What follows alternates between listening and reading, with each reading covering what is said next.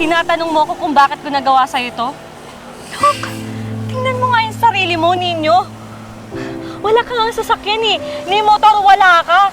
Tapos kapag magde-date tayo kung saan-saan mo ako dinadalang cheap na place, dun pa nga sa isawan, nakakadiri.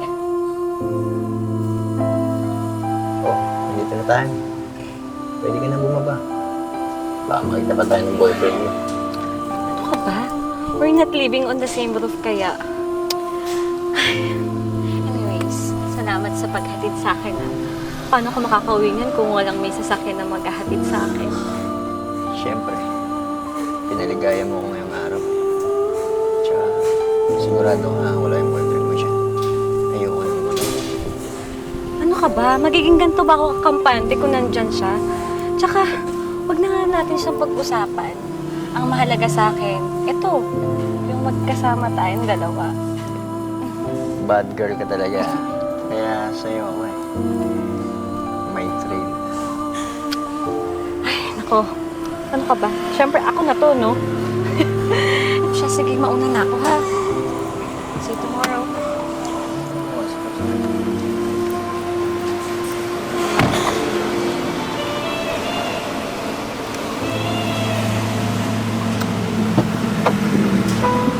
Thank you. Bev! Ano to? Sino yan? Babe, ba't ka nandito? Hindi ka man lang nag-text. Pucha, para ano? Para maitago mo sa akin itong ginagawa niyong kalokohan na to? Ha? Kailan pa? Ka nga. Kailan pa? Kailan pa? Pre, hinatid ko lang tong girlfriend mo. Tsaka, may girlfriend ako eh. Eh kuya, kung ihatid ko rin kaya yung girlfriend mo. O gusto mo ba? Ikaw, Beverly. Di ba may boyfriend ka? Eh ba't nagpapahatid ka pa dito? Eh di sana sinabi mo na lang na ako na lang sumundo sa'yo. Ano naman sa akin nagawa to? Talaga? Tinatanong mo ko kung bakit ko nagawa sa'yo to? Look, tingnan mo nga yung sarili mo, Ninyo. Wala ka nga sasakyan eh. Ni motor, wala ka. Tapos kapag magde-date tayo kung saan-saan mo ako dinadalang cheap na place, dun pa nga sa isawan, nakakadiri. Alam mo, pagod na ako maging girlfriend mo. Ayoko na sa'yo. 7 years tayo. 7 years, Beb! Kasi pagpapalit mo ako dito? Ha? Pagpapalit mo ako dito? Dahil ano? Dahil may kotse siya? Ha? May pangarap tayo binubuong dalawa. Pero wala doon sa pangarap na yon na maghanap ka ng iba dahil napapagod ka sa sitwasyon natin. Lahat na nga sinakripisyo ko para lang mapasaya kita. Para lang mabigay ko rin lahat ng mga gusto mo. Nagtrabaho ako. Naisip ko ng iba-ibang diskarte sa buhay para lang makaawan sa putsang buhay na to. Isa lang naman sana hinihingi ko eh. Isamahan mo ako hanggang sa wala pa ako. Dahil alam mo kung bakit? Dahil kapag nagkaroon ako, hindi naman kita iiwan eh. Pero ano? Ito ka. Hinanap mo sa iba. Yung mga pagkukulang ko na kayang-kaya ko rin naman punan. Kailan pa? Hanggang kailan ako maghihintay sa'yo, Ninyo?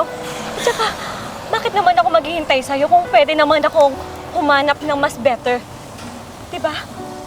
Tsaka, sa totoo lang, kaya lang naman ako nagtitiis na maging girlfriend mo kasi naaawa lang ako sa'yo.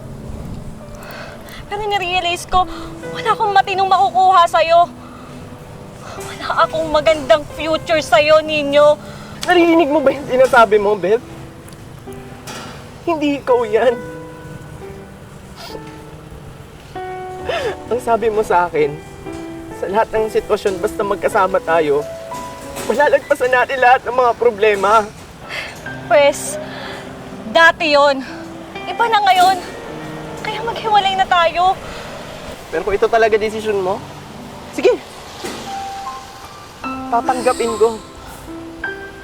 Mali lang siguro talaga ako ng babaeng minahal. Akala ko kasi sasamahan mo ako hanggang sa dulo eh. Akala lang pala. Pero na-realize ko din, mali rin pala ako ng babaeng minahal. Kasi hindi ko deserve to eh. Yung klase ng babae na kagaya mo? At yung kagaya ng pagmamahal na binibigay mo sa akin? Alam mo kung yung deserve ko? Yung babae na hindi hinahangad yung pera, kundi hinahangad lang din yung totoong pagmamahal. Yung babaeng ma-appreciate ako kung anong meron ako. At yung babae na mag-i-stay sa akin hanggang sa magkaroon na ako. Ikaw sana yung inspirasyon ko eh. Para umangat dito sa putsang buhay na to. Huwag kang mag-alala. Ikaw pa rin yung magiging inspirasyon ko. Dahil ipapakita ko sa'yo na kapag nagkaroon din ako, kasama ko yung babae na nandyan sa tabi ko hanggang dulo. Okay, edi sige, go! Kasama kayong dalawa.